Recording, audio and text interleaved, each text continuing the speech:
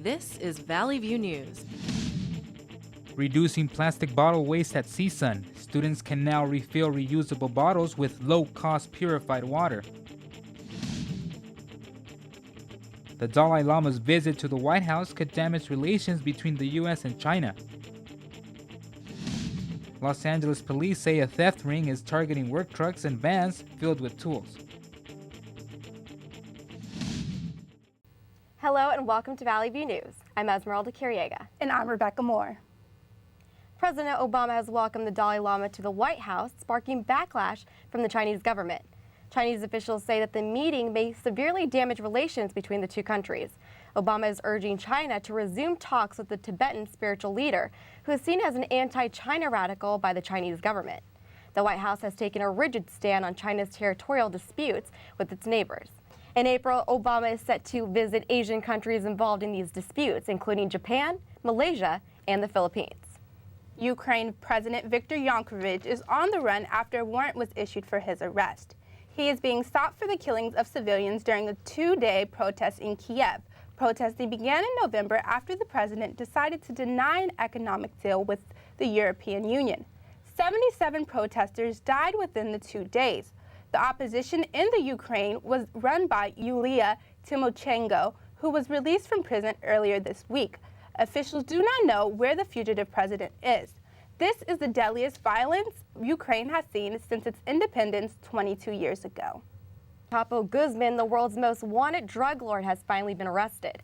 Mexican and U.S. authorities captured him in Mazatlan. Authorities gathered valuable information through wiretaps to make the arrest. They first arrested messenger Mario Hidalgo Aguelo, who told police about Guzman's many safe houses. The houses have reinforced steel doors and escape routes that led to tunnels. For 13 years, that made it hard for authorities to capture him. Police have been on the hunt for Guzman ever since his escape from Mexico's Puente Grande prison in 2001. It's estimated many of the illegal drugs smuggled into the U.S. came from Joaquin Guzman's cartel. Yet some people in Mexico see him as a hero.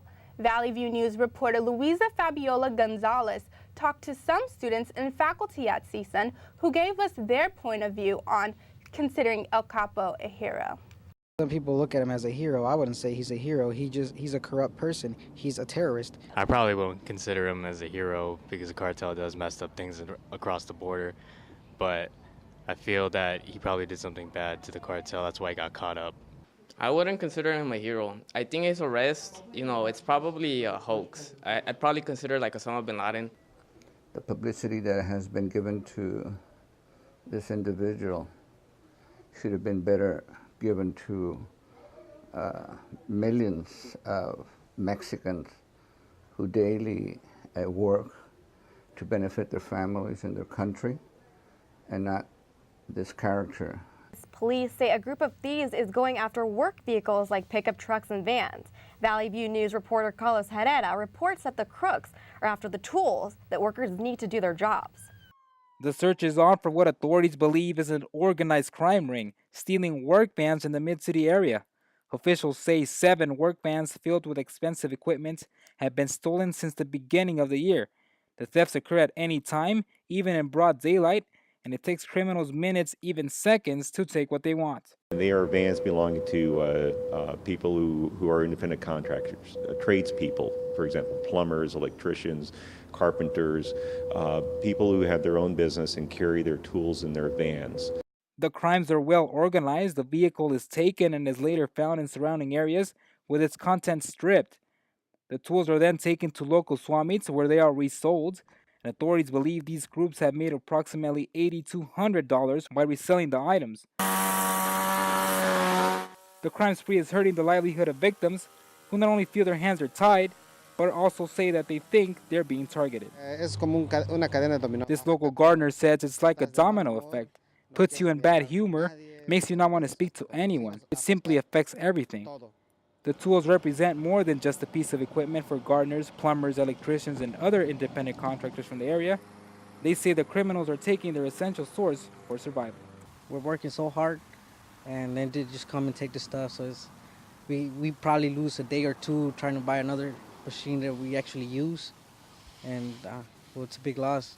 So far, only one of the vans has been recovered, but the working tools were missing. Authorities are advising the public to consider parking any of their vehicles in a well-lighted and secure area and to use steering wheel locking devices to prevent these crimes from occurring. Anyone with information about the thefts can call LAPD at 213-473-0553. Reporting from Mid-City, I'm Carlos Herrera, Valley View News. Seems like Jamzilla wasn't as bad as we thought. Since major construction ended on Tuesday, we took a look back with Valley View reporter Strongman Awesome on the closures. After weeks of warnings, the 80-hour shutdown of the 405 freeway, aptly named Jamzilla, is off to a good start. And unlike Carmageddon 3 years ago, it seems like Angelenos have avoided it at all costs. It doesn't affect me because I don't drive anymore. I mean, I know it's probably very irritating for a lot of people, but I'm actually very excited about it because it means that all of this will soon be over. Like, this is the final phase, and then all that stuff can go away. We talked to the CHP for the latest update on the closures and any possible recommendations. It hasn't been all that bad. I think a lot of people have kind of heeded the call. The media, you guys have helped us out tremendously, getting the message out, warning people to stay away from this area because it's going to be congested. Most importantly, we're telling the public, motorists, to slow down out there. This is a construction zone. Whenever there's a construction zone, the speed limit drops down to 55 miles per hour, and that can carry some enhanced penalties if you are cited within that. So we do have some officers dedicated to roving that area, specifically for enforcement from the 10 to the 101 freeway, and they are citing motorists who are exceeding the speed limit. The CSP is advising people to stay home, but if you do need to go somewhere, remember to slow for the cone zone. I'm Sharman Awesome, Valley View News, East Beverly Glen. One Girl Scout is selling cookies in an unusual place, in front of a marijuana dispensary. A San Francisco medical marijuana shop says a 13-year-old scout set up outside the store. They say she ran out of cookies in 45 minutes. The girl's mother told a blog that they sold nearly 4 times more cookies than they sold at a Safeway the day before. There are similar reports in other areas of California as well as Colorado, where marijuana was recently legalized. Girl Scout officials in Colorado say they don't allow selling cookies outside of a dispensary. The Girl Scouts of Northern California say they have no such restrictions, and it's the parents who can decide where Scouts sell their cookies. Whether to legalize unlicensed street food vendors is a controversial issue in Los Angeles right now. The city council must decide. Will it side with the vendors or with the many restaurants that oppose them? Valley View News' Nelsie Carrillo has a story. Food vendors gather at City Hall to ask council members to move forward in legalizing their businesses. We're all here representing the Los Angeles Street Vending Campaign, and we're just here to give Nuri Martinez a Valentine's Day card to show her some love, but also to ask if she can show the street vendors of Los Angeles some love on Valentine's Day week. 90 days have passed since council members Jose Weiser and Curran Price passed a motion to fix the ban on mobile sidewalk vending. Every time a street vendor gets cited and their wares, their food gets confiscated, we're talking about thousands of dollars that get thrown away. If approved, food vendors are expected to comply with the state's retail food code, which applies to restaurants and mobile vendors. Whether they're trucks or carts, if they're serving food, they're subject to the letter grading based upon the findings on the inspection that they receive. According to the Department of Health, there's an estimated 10,000 sidewalk vendors in Los Angeles. Business owners do not want the ordinance to pass. We have a business here, established and everything, and they're just going to cut our business just by putting someone on the street, like that doesn't seem right. Cities like San Francisco, Chicago, and New York allow street vending. LA food vendors are waiting anxiously for City Council to vote on this ordinance in the next couple months. In Los Angeles, I'm Nelsie Carrillo for Valley View News. In an effort to cut down plastic pollution, California State University has added new water fountains. Valley View's Rebecca Moore has a story. Cal State Northridge students can now refill water bottles using vending machines on campus. In a plan to cut down the use of water bottle waste, the Environmental Affairs Committee introduced flow water systems to the campus. The machines allow students to purchase purified water at a cheaper cost than a water bottle. White Todman was tired of hearing about plastic pollution when he decided to do something about it. Came to understand that if we could provide a solution to appeal to bottled water purchasers, we could divert the waste stream. CSUN's campus became a great opportunity to launch the product with one of the largest student body populations and active sustainability departments. The campus is testing the machines in 5 buildings on campus to determine how well the students use them. So far, the students are supporting the purified water. A water bottle to school, and it's just great to be able to fill it up with cold water that tastes good. The cash-free machines, which accept either debit or flow water cards, allow students to select the amount of water they need starting at 35 cents for 12 ounces. The machines, which use local and later purified water, display the amount of water bottles saved after each use. In addition to the environmental benefits of the station, the water is purified 7 times, including reverse osmosis and a coconut purification stage. The added minerals during the purification stage add for a better tasting water, compared to that of a traditional water fountain. These added benefits help the chair of the Environmental Affairs Committee, Tiffany Zeich, make the decision flow water is right for CSUN's campus. Reverse osmosis, which a lot of bottled water, like major companies, do not do that within their production system.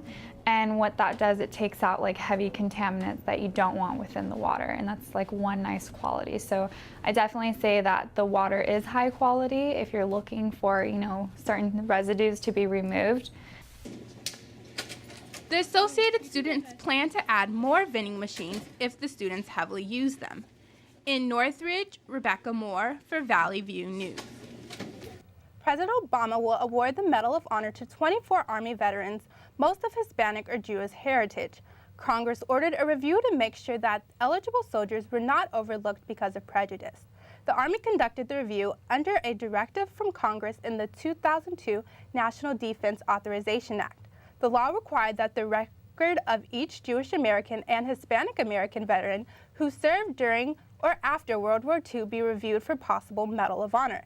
Many are calling the ceremony unusual since it's a surprise that minority groups are being honored. The mass ceremony is scheduled for March 18th. Some CSUN students had a chance to hear from a group that uses hip-hop to promote its views of African American and Latino issues. Valley View reporter Simone Brithwaite has the story. CSUN students gathered to learn about the issues that are happening in their society. The CSUN Hip Hop Think Tank is a 2-day conference to create dialogue about how racial issues are still prevalent today. CSUN student Eduardo Ariamos says events like these are important to be involved in. Important because it will bring more of us socially aware to what's going on that we don't even know.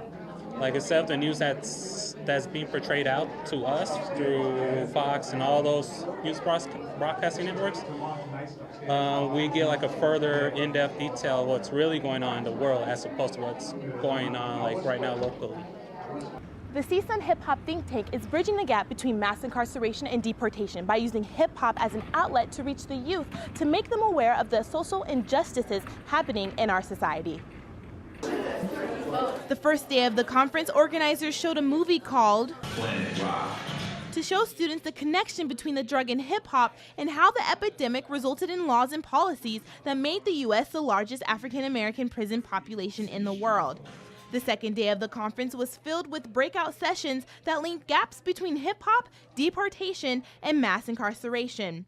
The morning sessions gave students the choice to learn about alternatives to capitalism, which talked about capitalism and its connection to hip-hop. Well, the question was, if so, right, if this is not found in hip-hop, should we even be mad at these rappers? What do y'all think? Should we hold people like Rick Ross, like Drake and Jay-Z and all these people accountable or not?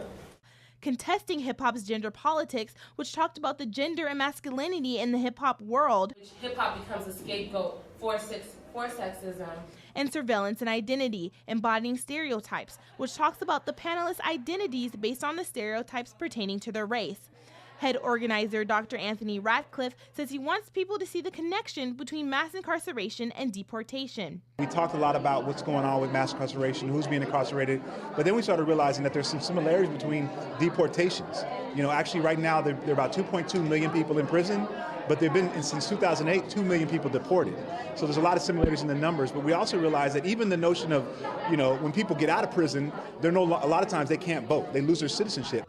The conference was also dedicated to Justdeep Sethi, who is a social activist and strived to bring communities together. All proceeds from the conference will go to the Justdeep Sethi Memorial Scholarship Fund.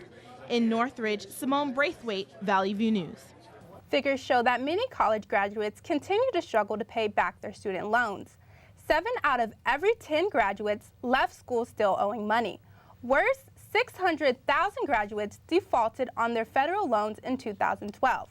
The annual CSUN Opoly is an event to teach students how to avoid these problems.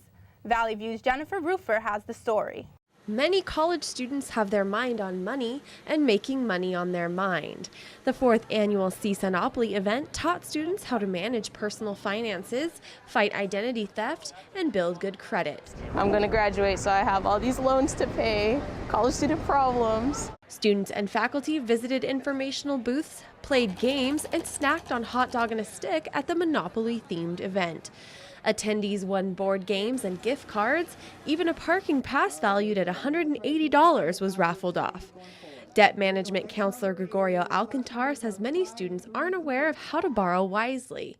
They may be under the impression that they have to take out the whole thing, but little did they know that they could actually borrow less if they're ever interested. CNN Money reports the average student loan debt for college graduates is almost $30,000. CSUN Opoly gave students a chance to learn more information about getting out of debt for free. Students also learned some common myths of obtaining a scholarship. Scholarship awards are anywhere from $200 to $10,000 and aren't just for full-time students. You don't have to have a 4.0 GPA to get a scholarship. There's all different types of GPA criteria on this flyer. Many students find themselves confused when it comes to building credit. Finance officials say those with little to no credit should place a utility or cell phone bill in their name as a way to get started. If they don't have a credit card approved by a bank, it's okay to be added to their parents' credit card as an authorized credit card user. As a result, when they make a purchase, they make the payment on time, then their credit will be increased as time moves on. Chang says people should only use 20 to 30% of their available credit and check your credit score often, at least once a year. The main tips to managing credit responsibly: pay at least the minimum due and pay it on time. In Northridge, I'm Jennifer Rufer for Valley View News. The world's oldest Holocaust survivor has died at age 110. Alice Hertzsommer was a talented musician and pianist. She was originally from Prague in what was then Czechoslovakia. Both Alice and her 5-year-old son were imprisoned at Theresienstadt concentration camp during World War II. Theresienstadt was a harsh labor camp where the Nazis deported and kept Jews from Germany, Austria, and Czechoslovakia. Alice and others were forced to perform concerts to entertain the Nazis. Hertzsommer returned to Prague after being released by the Soviet Army May 1945. The documentary on her is nominated for a 2014 Oscar. U.S. Congressman John Dingels has announced his retirement. The 87-year-old Michigan Democrat has served in the House since winning his father's seat in 1955. He is the longest-serving member of Congress. Congress means a coming together, where people come together to work for great causes in which they all have an important interest and share. We have, I think, unfortunately, because of the pressures of the times, forgotten this. Up next in sports, the Winter Olympics have come to an end, and we'll see how many medals the U.S. won. The Brooklyn Nets signed the first openly gay basketball player, Jason Collins.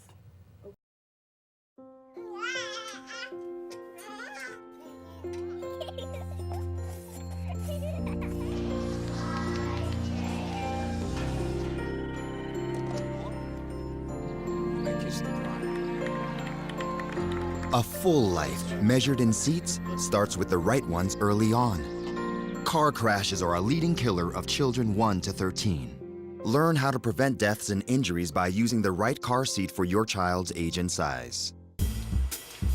Do you know what to do? Yes. Bring it back to me. Then I'll give you your money.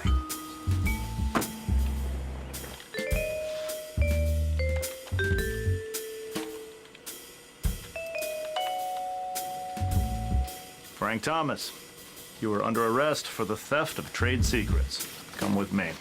Bye-bye, Frank. Theft of trade secrets is illegal. So Alex, did you get a chance to watch the Sochi Olympics? I did get to watch the bronze medal hockey game, but Very unfortunate for us. But now that the Winter Olympics are officially over, the U.S. has won more medals than ever. 9 of them are gold, 7 are silver, and 12 of them are bronze. The U.S. team had the most success in extreme sports, alpine skiing, and what are being called sliding sports. The U.S. had trouble in speed skating, figure skating, and the hockey competitions. The United States won 28 medals altogether, putting them second place worldwide. The NFL season may be over, but Rookie Scouting Combine is pushing the country's most popular sport back into headlines.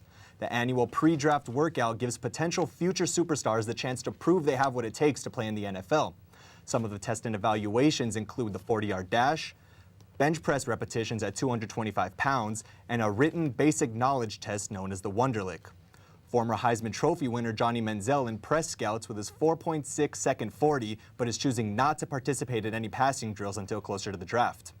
Defensive end Michael Sam hasn't stood out during the rookie workouts, but says he wants people to focus on his talent on the field rather than now he is an openly gay player. Rowdy Ronda Rousey remains undefeated in the UFC. She won a first-round victory to retain her bantamweight title for the 3rd time. Challenger Sarah McMahon put up a fair fight for most of the first round, but a Rousey knee to the liver left her unable to continue. The victory brings Rousey's UFC record to 9-0, and it is her first win by technical knockout. Her other 8 victories came after opponents tapped out in the first round. You might call it a workout which has people punching their way to health. The Rock Steady boxing program is a non-contact exercise aimed at slowing down Parkinson's disease through activity. Esmeralda Carriega has the story. At first glance, the American Gym in Costa Mesa appears to be your average workout place, where people come to tone up or shed weight. As a group of athletes take over and start their workout, their purpose becomes apparent. They're battling Parkinson's disease.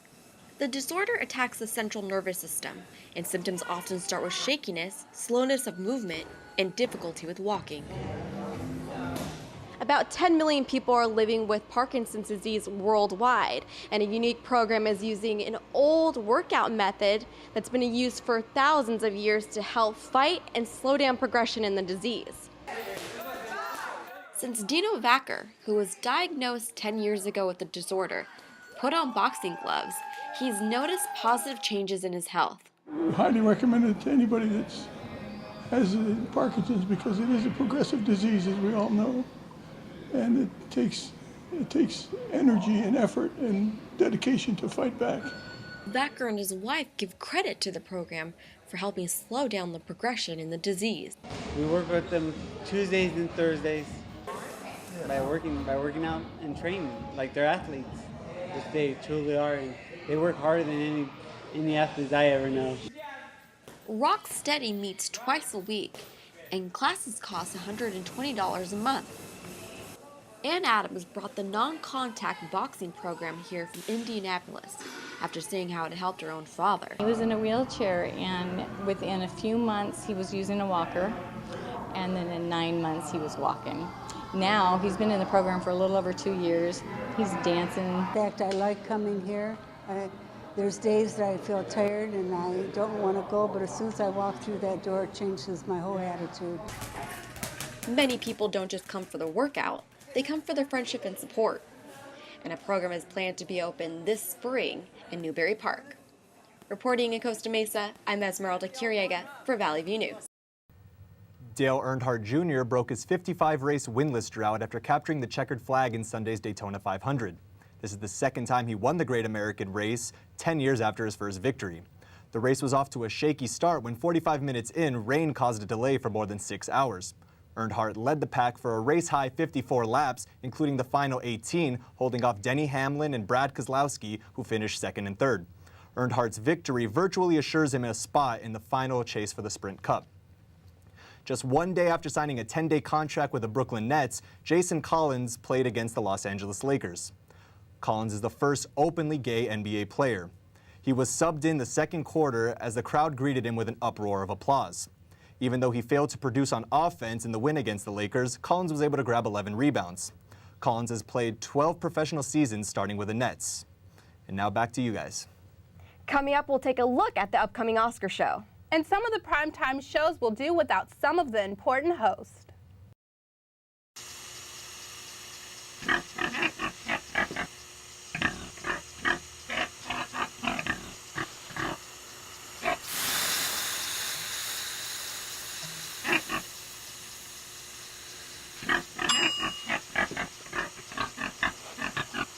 Cook foods to the right temperature using a food thermometer. 3,000 Americans will die from food poisoning this year. Keep your family safer. Check your steps at foodsafety.gov.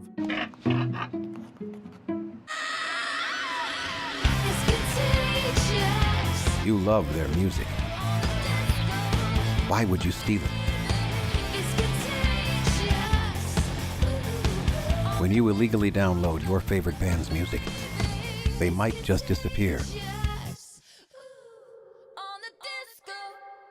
Downloading music without paying for it is just not cool.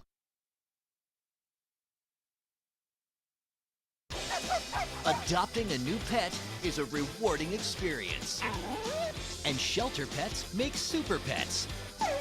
Your new best friend will steal your heart, bring you happiness, and enrich your life for years to come.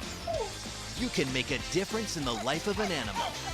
Adopt and bring home a shelter pet today. To find out more, visit theshelterpetproject.org. So Ruby, can you let us know a little bit more about the Oscar nominees? Rebecca, as a matter of fact, I have all the details for Hollywood's biggest night. The 86 Academy Awards will be hosted by Ellen DeGeneres. This will be the second time the comedian and TV talk show star hosts the Oscars. Angelina Jolie and Brad Pitt are among the A-listers set to present at the show.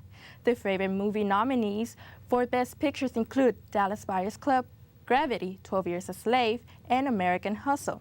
Those nominated for Best Actress on a leading role are Amy Adams, Sandra Bullock, and Meryl Streep. Christian Bale, Bruce Dern, and Leonardo DiCaprio are nominated for Best Actor in a leading role. Two television networks are booting some of their hosts off the air. ABC's Dancing with the Stars has changed co-hosts even before the season begins.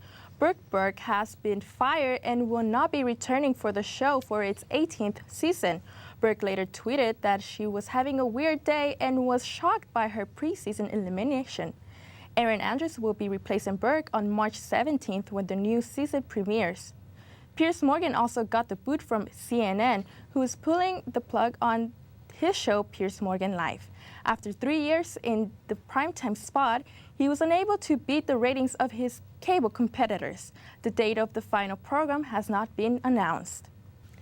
First Lady Michelle Obama is receiving laughs after joining a skit with Jimmy Fallon on The Tonight Show. Obama sat beside cross-dressed Fallon and comedian Will Ferrell in a sketch titled Ew. The trio acted like Valley Girls and joked about things that are gross, like the letter H in Sarah and working out. Obama says she exercises every day. After the skit, Obama bared her sculpted arms in a black sleeveless dress for a one-on-one interview. The pair chatted on the Olympics, Obamacare, her daughters, and hitting the gym. That's all for entertainment. Back to you guys. Thanks for watching. I'm Rebecca Moore. And I'm Esmeralda Curiega.